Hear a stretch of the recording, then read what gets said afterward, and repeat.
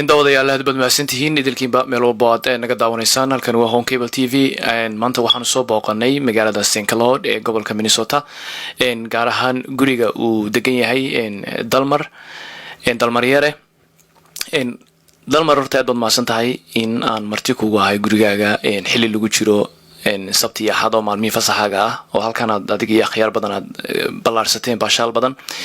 balse waxaan jecelahay xaalado jira oo maalmahan dambe soo baxay daraadood in aan su'aalo yar oo dhowr aan kaaga wareysto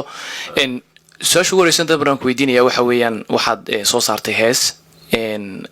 inta badan dadku ay ugu talagaleen ama ay u micnaysteenba inay jawaab u tahay hees ka horeysay oo maalmo yaroon ka hor soo baxday oo kooxdii waayaha cusub ee kamid ahayd ay ku luuqeynayeen heestaas oo loo fasirtay inay ahayd mid siyaasadaysan ugu horreyn waxaan ku weydiinayaa horta adigu haatan kamid miyaa tahay kooxdii aan kugu naqaanay fankaaga aad ka bilowday waayaha cusub ugu horreyn horta walaalka irshaad soo dhawow guriga ku soo dhaw aad baan idinku soo dhaweynaya adiga teamkaagaba anigana waan ku dhawahay Home Cable haddaan su'aashaada jawaabteeda u galo horta dadku waxyaabaha isla dhexmarayaan horta waxaa ka horeysa ma runba mise waa been inaan u jawaabay kooxda waayaha cusub ama heesteeda hees ku horeysa inaan u jawaabay arrintaas waxba kama jiraan anigu uma jawaabin kooxda waayaha cusub iyo heestii ay soo saareen laakiin waxaan soo saaray heesaan anigu kaga hadlaya dareenkayga iyo dareenka shacabka Soomaaliyeed meel walba joogaan waxa isku soo aadaa laga yaabaa waqtiyada ay labada hees soo baxeen laakiin heesteedu hees wax jawaaba ma ahan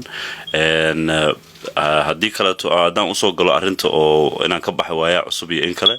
waayaha cusub waa koox aan wada shaqaynaynay in ka badan 15 sano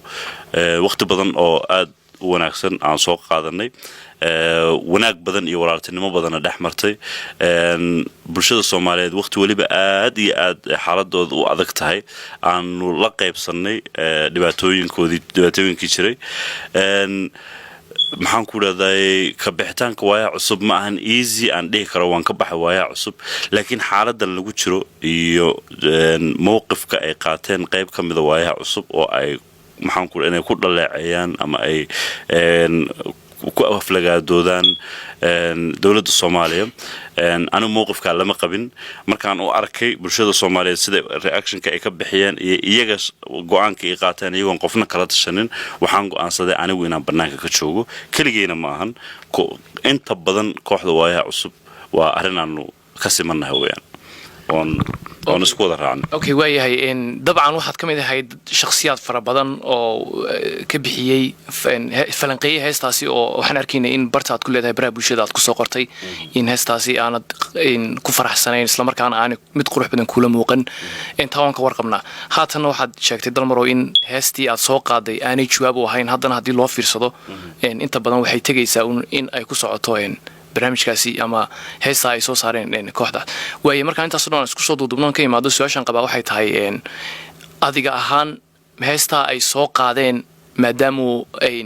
fanaaniintu inta badan ay xataa berigii dawladii hore Soomaaliya Saada Cali Allah yarxama ilaa naxariistay kamid ahay dadkii daliili jiray ama waxyaaba dawladda daliili jiray adiga markaa heesta ay qaadeen dareen ahaan see kula muuqata adigoo bulshada la wadaagaya aniga dareen ahaan waxay la muuqataa fanka Soomaaliyeed waxa la mari jiray si maldahan ayaa la isu dhalaacin jiray dawladda looga hadli jiray iyadoo waliba la fiirinayo la tixraacayo dareenka shacabku haddii ay dawladda boqolkiiba 80 ka soo horjeedaan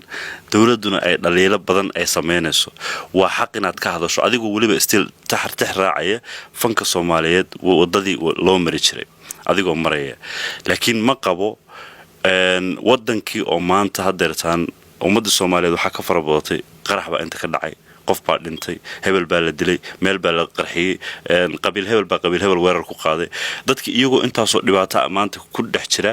haddii haddana loogu sii daro intii yarada rajada ahayd u soo muuqatay in maxaan ku raadayay nin fanaan ah oo Soomaaliyeed oo sharaf iyo maamuus ku leh oo la jecel yahay inta u soo labisto in uu aflagaada cad oo bareero anigu fikrad ahaan way la foolxuntahay waxaan u danaynayaa ma ahan dawladda Soomaaliyeed waa bulshada Soomaaliyeed ee ku nool wadankii oo aan haysanin hub kaleeto hubka kaliya ee haystaan rajada kaliya ee haystaan ay tahay qofka madaxda ah wuxuu u bedeli karay iyo wuxuu bedelo haddii wixii la bedelay oo dhan xaarinta laga dhigo la iftiimiyo loo hanqal taago doorashada berri dhici doonto oo waqti uu ka dhiman yahay أنا وحنا أركا خلط بانو أركا وحنا وناجو أركا إن بالشدة لا تصو وح وناجة إياه دليش أيسن ماشة كمرنين way أنت أصلاً okay way markii laga yimaado qoraalka aad soo qortay aanu aragnay ma jiraan wax xiriira oo aad la yeelatay ama aad la samaysay oo arintan ku saabsan haday tahay inaad kala hadashid ama aad su'aal ka weydiisid xiriir ma la samaysay gudoomiyaha kooxda kale oo Shiine walaalkay Shiine warta walaalkay waaye waan inaan aad isugu dharnahay waqti badan soo wada marnay dib iyo dhaaf baan soo wada qaybsanay ma aanan wada hadlinani isagu si shakhsi ah laakiin kooxda shalatoole ilaa daraad ilaa iyo weegii hore intaysan hees soo bixinba shirar وأن وضيالني بأجرت كوحدة ولو استقل إيش شيء إن أنت لا invite جري وتقو أنصدين وسن إيمانين ولو لا إيش شيء إن كوحدة قيب كم إذا يولي بدت بدن أو شعب كصوماليات كم إذا أنت الله هذلين إن يقول نصيحة يعني كنا قوير هذا أنا ورتمر كورتكم هو براركسرين وحنا نسينا سمين كرو أما سمين دونه because وحوها قف راعي شرعية ويا عصب most of the time محن كورة ذا مرك أنا أركي أنا وشخصيا هان لما هذل لكن كوحدة شربانو يالني وحانو قانسني مادام ودقنينتي كوحدة وقادم واي إن أنا magaci Soomaali magaci fanka oo waafinaynta waa cusub oo dagaalka aragtaan u soo marnay hadii halkaas uu maray maanta bulshadii Soomaaliyeed inay boqolaal kun oo qof ay maxaan ku raday hadii hatta la yiraahdo dislike waa la gatay commentiga oo 40 kun 50 kun kor u dhaafaya oo bulshadii annaga nacaynayso oo fanaaniintii kooxda ay caynayso oo magaci waa cusub ay caynayso oo bulshadu ay ka falcelinayso maxaan ugu jawaabnaa su'aashaas ilaa hadda qof iga jawaab ma jiro معناها هدي اللي يريد dislike ولا قطي وتكنولوجي ولا سمين كره ومعقول واسكبد ولا سمي لكن هدان كون راعتاس dadkan ku caynaya ee ka hadlaya waliba ka bariya please waabad sameysana magaciisniina waabad aanu jeclay waadna nacsiisana hadda uu balheesta ka saara meesha dadka kule maxaan ugu jawaabnaa oo 50,000 ku kor dhaafay way وصح إن مادام كوح وياها عصوبة تاي أو السجن وشينا وياها قدوميها كوحدة مياني تشيرين حبناك كلا كلا ضمن كوحدة ويا أو ميان لسقبن كرين أو مسك كوحدة وحويا السجن بهاتنا كوحدة إجعانتي سكوت شتامية والله إن كوحدة مدهر توي كلا بعسريد أنا وحال كان وحن شو مدة لا لحية 8 سنة وشقين ugu horeysay oo physical aan wada yeelano 2 sano ka hor baa isku keenday halkan igu yimidaan channel su'aalana waqti fiican wada qaadano si fiican halkan ugu soo dhaweeyay si fiican aan babixiyay kala baasanaantaas la ajligeed sharci weeladaha kooxdu la maro laakiin sharciga la marayay waxa u muuqata in aysan qofna hadda uusan u hoggaansameyn qof walba uu rabo inuu independent noqdo oo maxaan ku raday uu tiisa wato which anu aan isdheela way fududahay oo macnaheedu hadii qofka bini'aadamka wixii wadadii sharatool anagoo gaajaysan aanu isla soo marnay maanta markii qurba la yimid hadii la wada mari waayo waxa fiican in tartiib nin walba tiisa wato وياي هذا نص نقولنا دنكي هستي أساس ساعتي ساعات كده واجس هستي شواب وما أهين باتري هستي أساس ساعتين كحدو بلنا شرحنا جزء سيان جعلنا هستي وحي تاي وحد قلت لك شيء يسوع كلامه عدي كوسا ما يصير هست وحي كهاللسا سيدا يكون بالعبنيسو مرة بين الملاها حل وكورستاجو ودقي سكرتها ودتكو دقي سكرها وين دقي سنرتي عاد بسيب وناكسن وقيمة أو شرف له أي وقف العليان هستو totally وحي كهاللسا rajada maanta uu qaranka Soomaaliya uu leeyahay ummadda Soomaaliyeed shakhsiyan ay leeyihiin dawladda Soomaaliya waxyaabaha ay qabatay videoga ayaa lagu soo daray laakiin anagu shakhsiyan waxaanu leenahay raja soo iftiintay meel fiican buuna wadanka u socdaa maanta kan madaxda noo ah waanaanu aamino waanaanu adeecno waanaanu garab istaagno dhibka Soomaalida haysto waxay tahay madaxweyne marka la doorto 3 bilood ee herato adduunka meel kasta oo tagto xaflad baa ka jirta madaxweynaha lagu taageerayo 6 bilood ka bacdina dadkii xafladda qaban qaabinayba ka soo horjeesanaya dana shakhsiyadeed li ajligeed ma fiiriyaan danta guud qofku chance buu leeyahay 4 sano leeyahay afartiisu markay dhamaato ayaa lagu la xisaabtamaa wixii uu sameeyay laakiin dareenka bulshada Soomaaliyeed waxa ay qabtaa inay dawladdan wax fiican qabatay wanaag fiican sameysay rajadii soo celisay aniga halkan joogo aan ka dareemay rajadii soo celisay aan ka dareemay bulshada Soomaaliyeed oo meel walba joogto waxa ay maanta reaction ka bixinayaan wanaag ay muujinayaan aan ka dareemayo dadka wadankii jooga oo nula xiriirna maalin walba la hadalno wanaaga ay muujinayaan marka rajada Soomaaliyeed yaan been laga sheegin yaan dadkeenan qurbaha jooga ummadaas bariiska carreeyaan uga shubin inaan 10 sano dib u celinin hore ha loo socdo intaas ay ka hadlaysaa heestu wayahay su'aasha kale qabaa waxay tahay bariyahan ma moodaa dambe in funky iyo siyaasadii ay isdhex galeen marka laga yimaado heestan heeso kale badan baa jira oo soo baxay oo loogu jawaabayo ama wax laga sheegayo hogaamiyaasha iyo madaxda fanka iyo siyaasaddu ma u malaynaysaa adiga dalmar ahaan inay haatan ay yihiin wax isdhex galay fanku horta siyaasad kuma bees garaysan laakiin wuxuu ku bees garaysan yahay dareenka bulshada hadduu kacsan yahay oo arrin siyaasadeed oo khaasatan oo markaa jirta ay dareenka bulshada u hanqal taagayo fanku wuu ka hadli karaa laakiin wuxuu leeyahay marxalad loo maro dariiqo loo maro oo akhlaaq leh oo adaab leh oo wadaniyad leh adigoo nacsiinaynin dadka wadanka ay ku nool yihiin inaad tusto u iftiimiso adigoo maldahaya oo wada adaab leh oo akhlaaq la maraya inaad tusto meeshay wax ka qaldan yihiin haddii wayaha cusub walaalkay saaxiibkay shiine wadada uu mari lahaa I would love to waana ku taageeri lahaa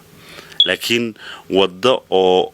aan u arko anigu in ay shakhsi u daneynayso ama shakhsi kale uu ka dambeeyo ama isagu nafsad ahaantiisu uu macnaha u dan gooni ka wato macnaha waa foolxumo weeyaan laakiin haddaad adigu aad daldalool aragto aad tiraahdo maxaan ku raadayay meel hablaay wixii ka dhacay dawladdu maxay wax uga qaban weyday maxaa wax loo sameyn waayay adigu shacabkii beenu sheegeen shacabkii kicinayn shacabku waa indha ku garaad leh laakiin iyaga ka ugu xadantooda marka wanaagaas in la maro haddii ay jirto fanku siyaasadda waa laga hadli karaa total waa laga hadli jiray hortana laga hadli jiray wayahay dalmar kooxda wayaha cusub waa koox aad u ballaaran oo in badan soo jirtay saanu ka warqabno